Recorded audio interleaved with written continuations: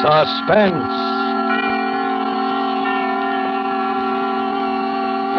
Produced, edited, and directed by William Spear. This is the third in a special limited series of 5 Friday night performances of Suspense at this hour. Suspense is compounded of mystery and suspicion and dangerous adventure. In this series are stories calculated to intrigue you, to stir your nerves, to offer you a precarious situation, and then withhold the solution until the last possible moment. Tonight from Hollywood, we bring you Mr. Dan Duryea as star in The Man Who Couldn't Lose, a radio play by Emil C. Tepperman. We trust that with this tale, we shall once again keep you in suspense.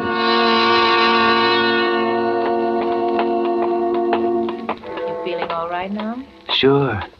I feel swell. You better not talk anymore, though. Why not? I got nothing to worry about. That's what I'm telling you. Something's happened to me. I'm not scared. It's just like old man Morsley said. It doesn't happen often. But when it does, well, it's happened to me. Something's happened to me that doesn't happen once in 100 years. And it all happened in one day. Yeah, it began this morning.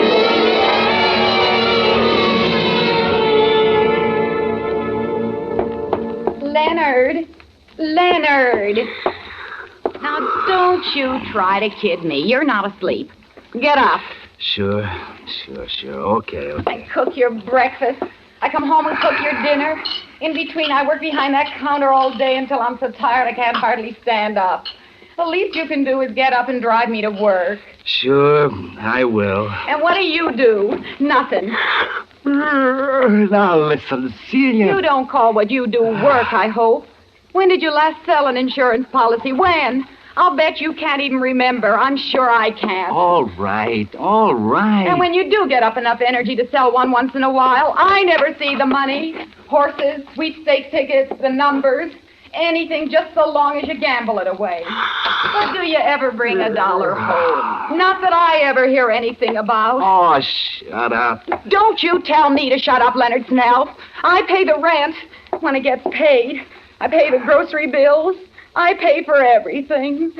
You'd think at least I get a little appreciation once in a while. I appreciate it. I hear about it enough. Well, then why don't you do something about it? Listen, Celia, I don't feel so good today. Sure.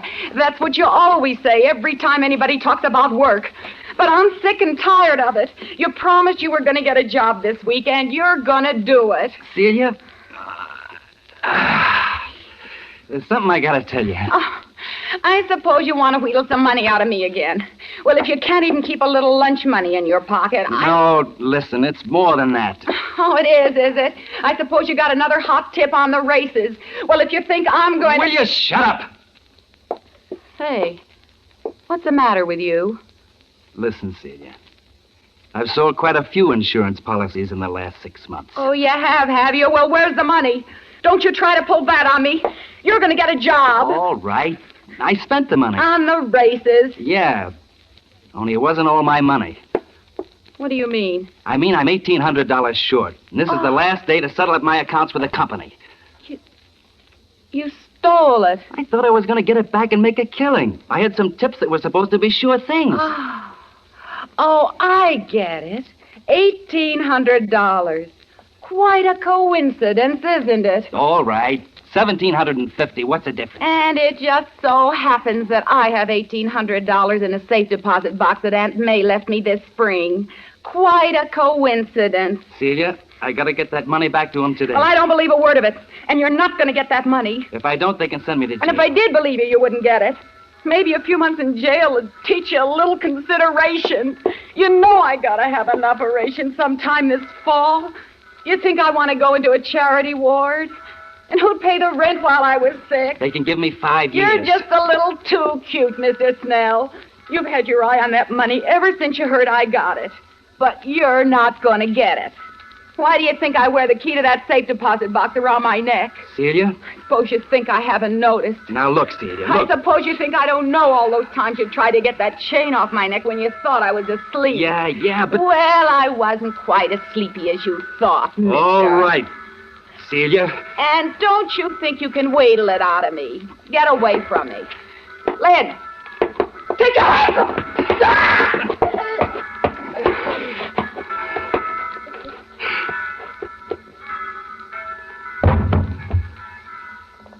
I knew I'd have to do that to you someday.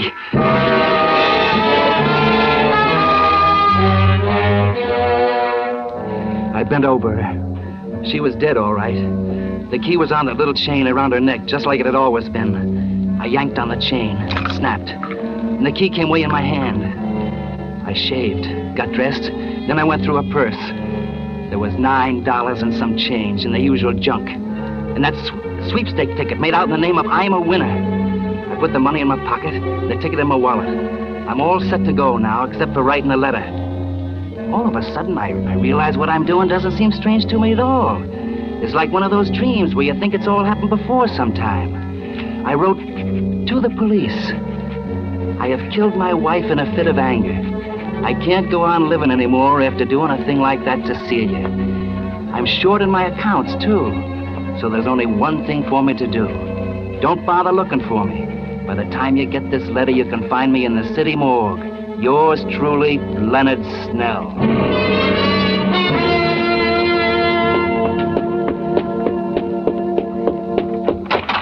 Leonard!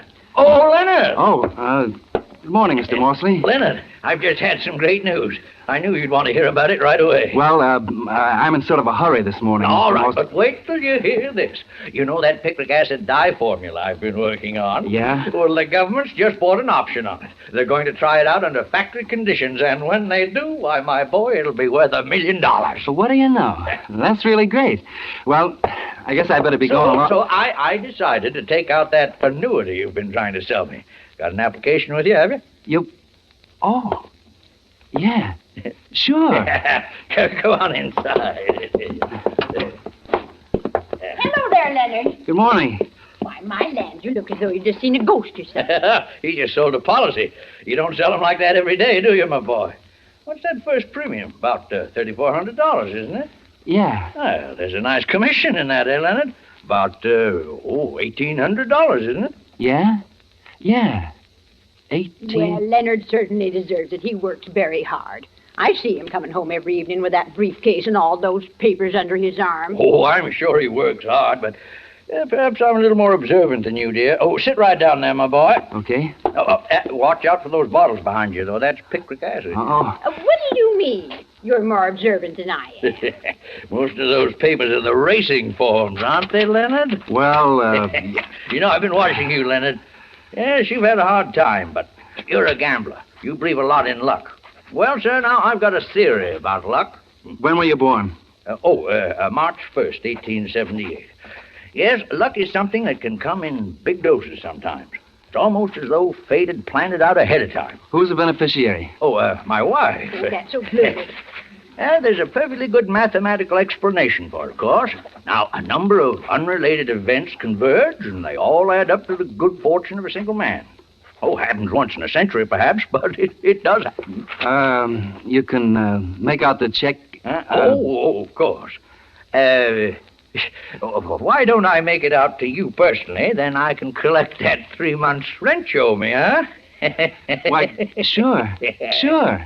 That'd be $3,255. Hey, fine. I'll make it out right. You know, Leonard, I was saying to Sam just this morning, I'm almost as glad for your sake as for ours. My, won't Celia be surprised? Huh? I said, won't Celia be surprised? Oh, yeah. Say, where is Celia? She usually leaves work long before this. I always hear her. Well, she's, Leonard, don't tell me there's anything wrong. I know she hasn't been feeling well lately. No. It's just a little headache, you know. Why, the poor thing. Why didn't you tell me? I'll go right upstairs and fix her something. No, you better not. She told me she wanted to sleep. She's asleep now. Oh, well, then I won't bother her. Yeah.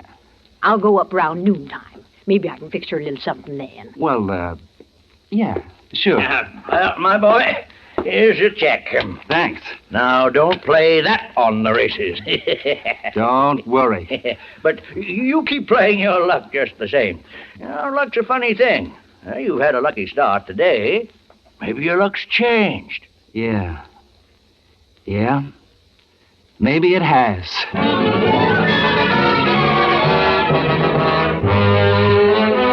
Why couldn't he have signed it yesterday? That's all I could think of for a couple of minutes. Why couldn't he have signed it yesterday?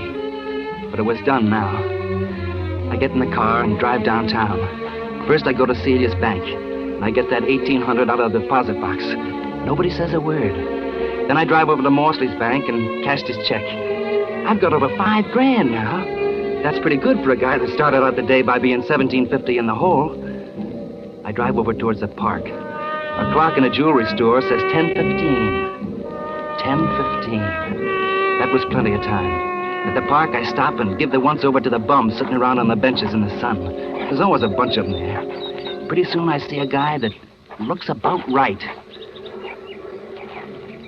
Hey, you. Me? Yeah. You want to make $5? You mean the job? You won't have to strain yourself. I just hurt my wrist and I can't drive. I got to go uptown and meet a guy. You want to drive me? Oh, okay. You got a license? Yeah, I got a license. Let's see it.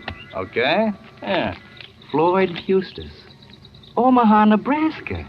You're kind of a long ways from home, aren't you? Yeah, but it's okay to drive within this state if you got a licensed driver with you. Okay, Floyd Eustace. You'll do.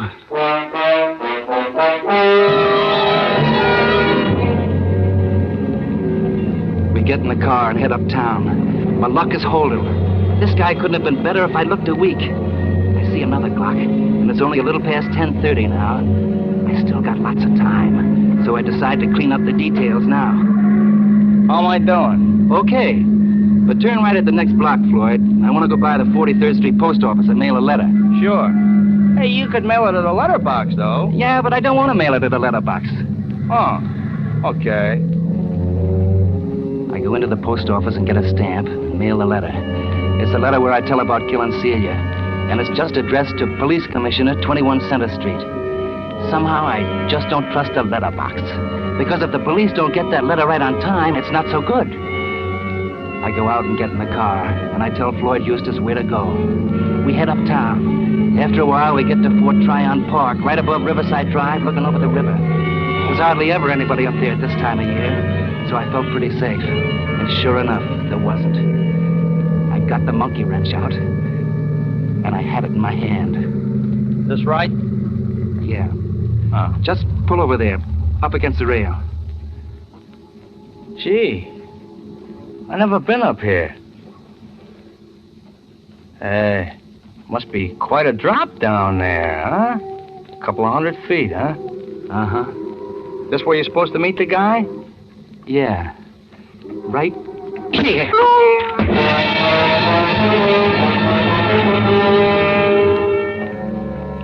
I dragged him into the back seat and took off all his clothes, and then all mine.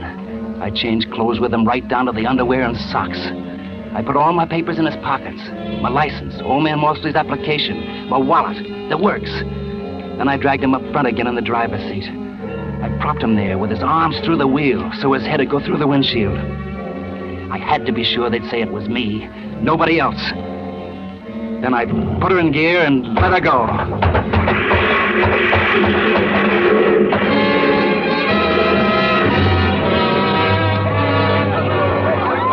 Stand back now. Stand back. I tell you, officer, didn't land more 3 feet from me. Right by me, not more 3 feet. How could it happen? This car just rolled off the Palisades up there somehow and landed smack in the middle of the street. Gee, look at his face.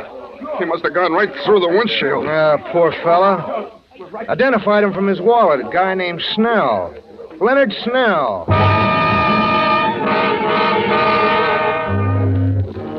I was free. I was free of Celia and all her bellyaching. I was free to do anything I wanted. I had $5,000 in my pocket, and the cops had Leonard Snell's body down at the morgue, just like I told them they would in the letter. My luck was holding but good. I went over to the 181st Street bus station. There was a bus leaving for Boston in 20 minutes. I bought a ticket. Then I got a paper on the corner, went into the lunchroom, and sat down at the counter. What's yours? Scrambled eggs with bacon, French fries, orange juice, and coffee. And I gotta catch a bus. It won't take long, will it? No longer than it takes an egg to scramble. Whoop. Excuse me. That's all right, Mac. I like to read a newspaper while I eat myself. Uh-huh. Kind of aids the digestion, I find. Yeah. Mm-hmm. Here's your orange juice. Thanks. Some guys have all the luck, don't they? Huh? I said some guys have all the luck. I was just noticing in your paper there about those Irish sweepstake winners. Oh, yeah. Yeah. Some guys What's the matter? You feel bad? have all the luck. When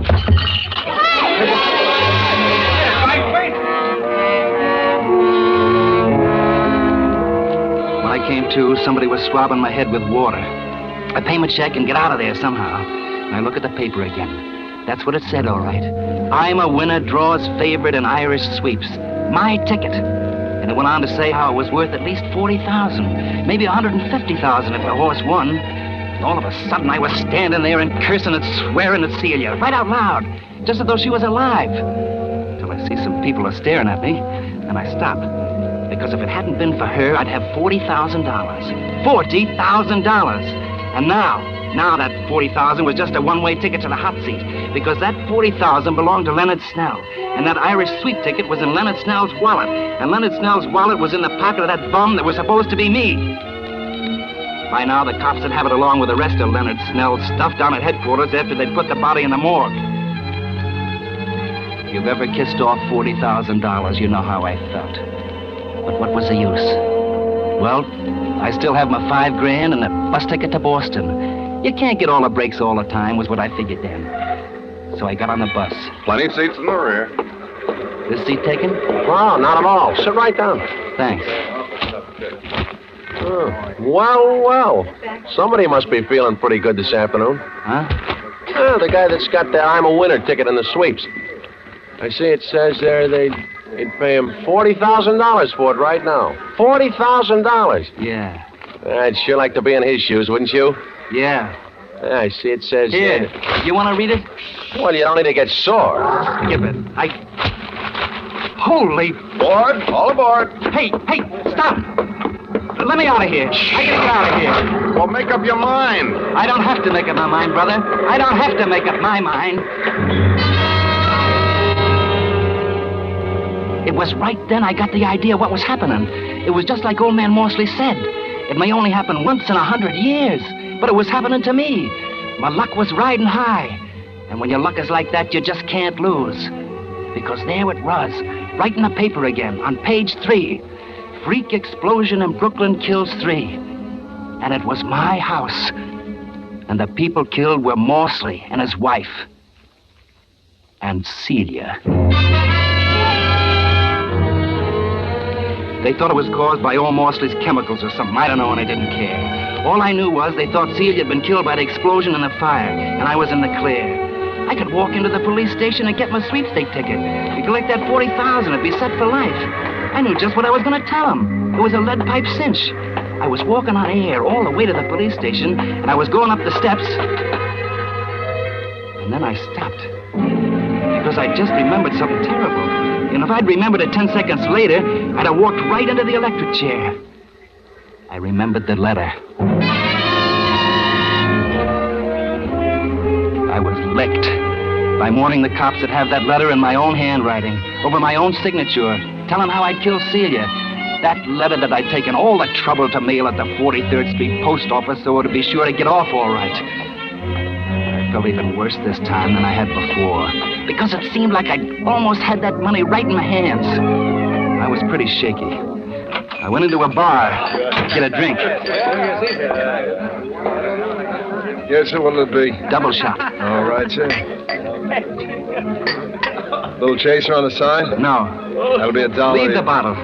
Yes, sir.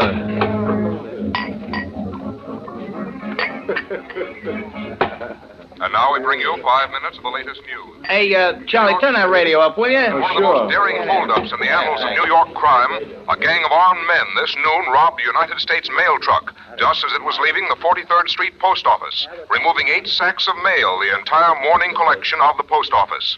Apparently, the gunmen were after a shipment of currency destined for the Federal Reserve Bank. But according to officials, the joke is on the gangsters. All they got was the regular mail. Hey, you didn't pay me. The holdup staged in broad daylight. Wait, you got change? Keep it. Keep the change. Several of whom they did. I knew it had happened now. I couldn't lose. I simply couldn't lose. Because those mugs that stuck up that mail truck had got my letter. Nothing in the world could stop me now.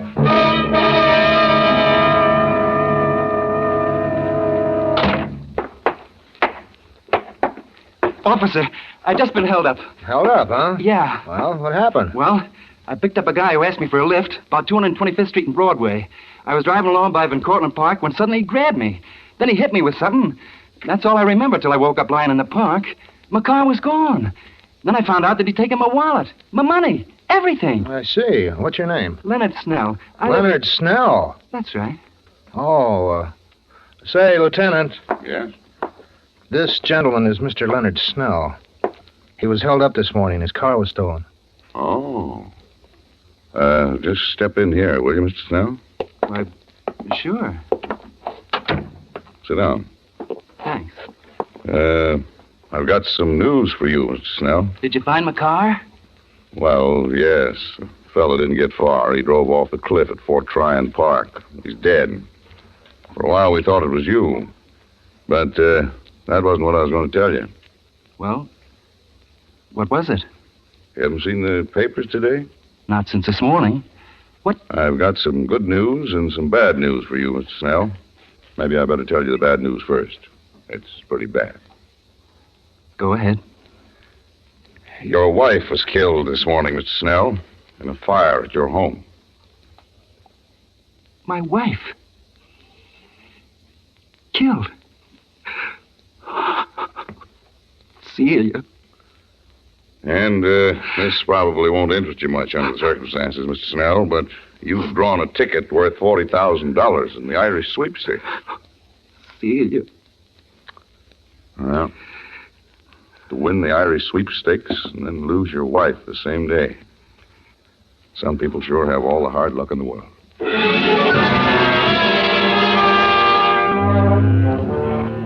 Luck. Within about 15 minutes, more things were happening to me that could happen to most guys in a dozen lifetimes. And then comes the jackpot I've been waiting for. Will you hold it, Mr. Snell? Just hold that pose right there. If you care to make Just a statement, one more Mr. now. Snell, would you mind telling the public how you feel? Because Please, fellas. Please. I hate to trouble you at this time, Mr. Snell, but the syndicate I represent is prepared to offer you $40,000 in cash for your sweepstake ticket. I got the money right here in cash. All right. I don't care much about the money, though. Now.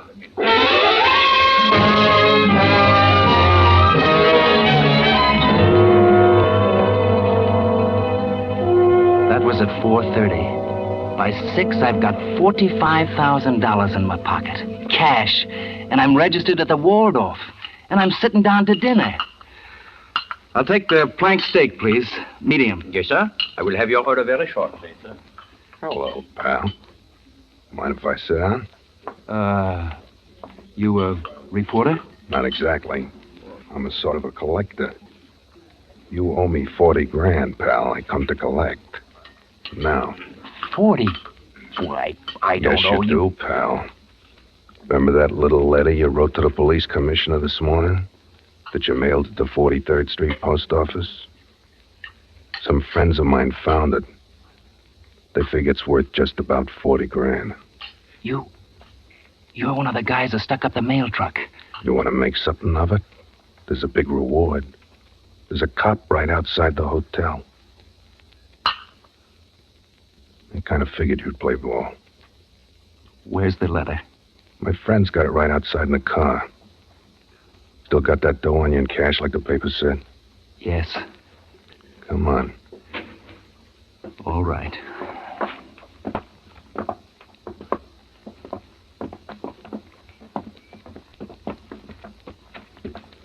You're a pretty lucky guy at that, pal.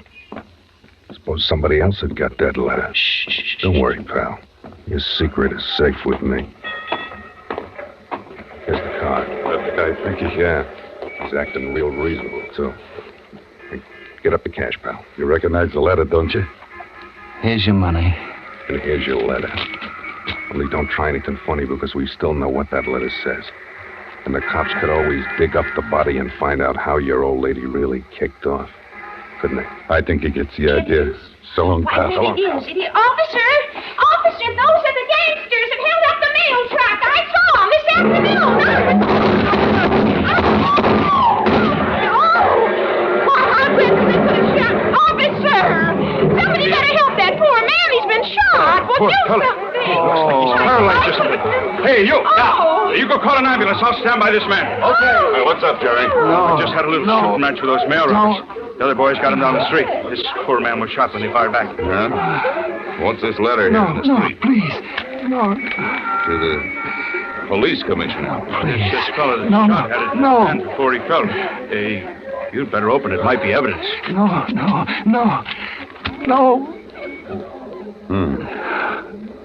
You better put a guard on this fellow at the hospital, Jerry. Right, sir. From the looks of this letter, he's going to stand trial for murder.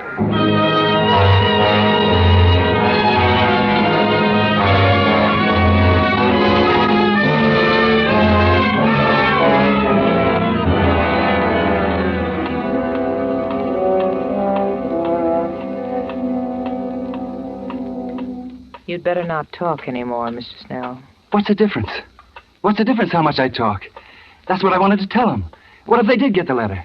I'll never go to trial. Because I got luck, don't you see? It comes once in 100 years. And I got it. I got that kind of luck. And when you got that kind of luck, you can't lose. You can't lose. You can't lose.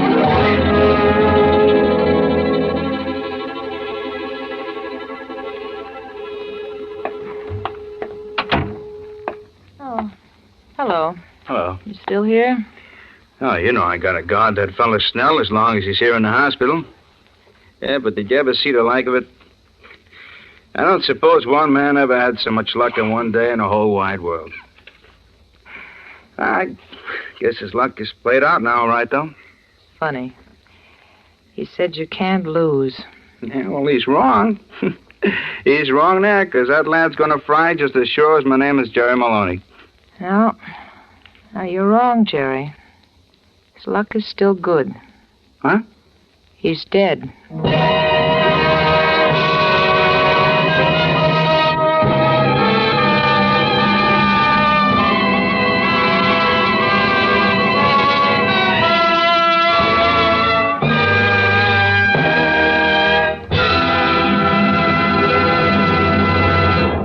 Suspense. Produced, edited, and directed by William Spear. Tonight you heard Mr. Dan Duryea as star of The Man Who Couldn't Lose. This was the third in a limited series of 5 Friday night performances at this hour, which will present radio's outstanding theater of thrills, Suspense. Dan Duryea will soon be seen in Black Bart, a Universal International picture. Appearing with Mr. Duryea were Lucille Meredith, Kathy Lewis, Jeanette Nolan, John McIntyre, Elliot Lewis, Joseph Kearns, Jerry Hausner, Frank Albertson, Jack Crucian, Dick Ryan, Hans Conried, Ed Max, Frank Goss, and Jack Webb. Music for Suspense is under the direction of Lud Gluskin, with original music composed by Lucien Morawek. Next Friday, same time, Boris Karloff will be our star in a famous story by John Collier.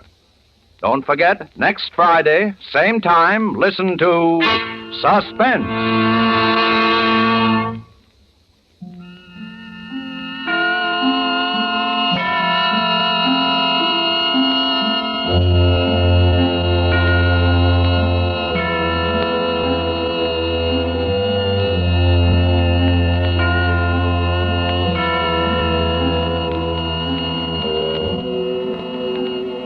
This is CBS, the Columbia Broadcasting System.